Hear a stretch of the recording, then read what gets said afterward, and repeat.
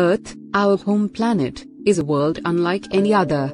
The third planet from the Sun, Earth is the only place in the known universe confirmed to host life. With a radius of 3,959 miles, Earth is the fifth largest planet in our solar system, and it's the only one known for sure to have liquid water on its surface.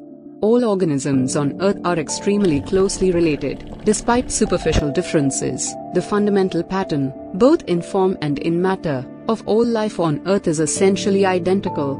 This identity implies that all organisms on Earth are evolved from a single instance of the origin of life.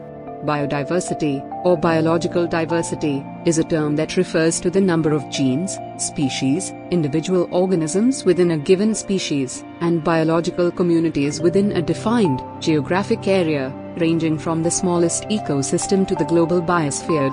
A biological community is an interacting group of various species in a common location. Biodiversity loss describes the decline in the number, genetic variability, and variety of species, and the biological communities in a given area. This loss in the variety of life can lead to a breakdown in the functioning of the ecosystem where decline has happened. Even though a species is not eliminated from the ecosystem or from the biosphere, its niche diminishes as its numbers fall. If the niche is filled by a single species or a group of species are critical to the proper functioning of the ecosystem, a sudden decline in numbers may produce significant changes in the ecosystem's structure. For example, clearing trees from a forest eliminates the shading, temperature and moisture regulation, animal habitat, and nutrient transport services they provide to the ecosystem. Biodiversity loss is typically associated with more permanent ecological changes in ecosystems, landscapes, and the global biosphere.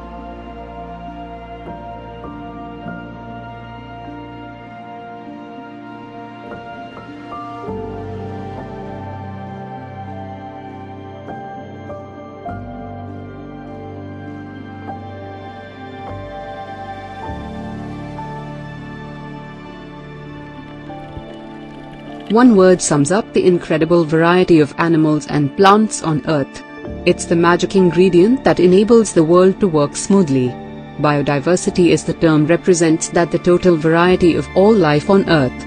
That's a big thing to sum up. Thousands of different world habitats, millions of different species, billions of different individuals, and trillions of different characteristics, they all have. The total biodiversity of our planet is immense, which is a good thing, because the more biodiversity, the more secure all life on Earth is, including ourselves. Only when life is at its most varied, vigorous, biodiverse, can we hope to thrive. We may not know it, but we need towering forests across 1/3 of the land surface to lock away the carbon and keep the climate stable. We need millions of pollinators and billions of soil organisms and megatons of planktons to keep the food we eat in supply.